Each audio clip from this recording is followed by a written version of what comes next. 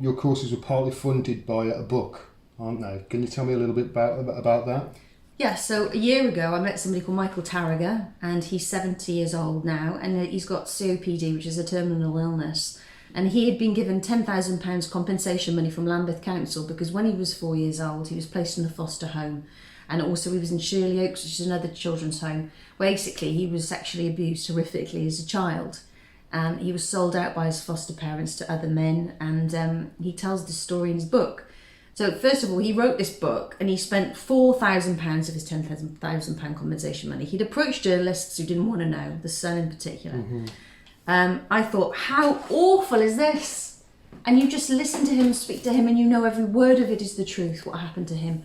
He doesn't want any money from it. He just cannot believe this happened to a child in the care of Lambeth Council. So I met him, we rewrote his story, and I thought, I've got to be a journalist here. What are you doing, journalists? You know, what are you doing? Professional journalists out there, not getting these stories out there, not believing these individuals. So we got the book published.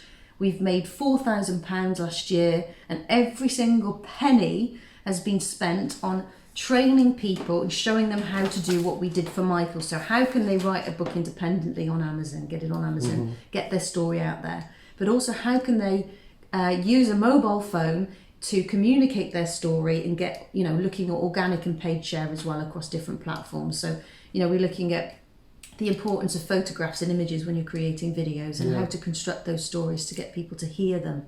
So we've used the money for those workshops last year, and we intend to run more this year. So out of something pretty horrible and dark and evil has come something very, very good, and it's the human spirit, and it's that fighting human spirit that we've still got going inside us. So yeah, Michael's he's still with us. Tarraga. Michael Tarraga, and the book's called Meat Rat Boy. So I will get it. I will get it and I'll read it. if you're not, it's a very, very difficult book to read, though. I mean, he was sexually, he was anally raped, and it's gruesome. And he also talks about an experience with Edward Heath, the former Prime Minister. Some people can't read it, especially if anyone's got any history of abuse in their lives. The other book, as well, if I make any money from, I use it to do training, is called Making the News 2018, and I touch a lot more on these issues around how we get the news, how journalists communicate to us, where the news comes from, and really the power of new media and how things are changing within the world of the media, and that's called Making the News 2018. Okay. And I never push my book because I don't like pushing my own book, but people have said it's a very interesting read, and again, any passive income I make means I can do more citizen journalism training. Okay, Making the News 2018. There you go. She might not want to plug it, but I will. Go buy it. Making the News 2018.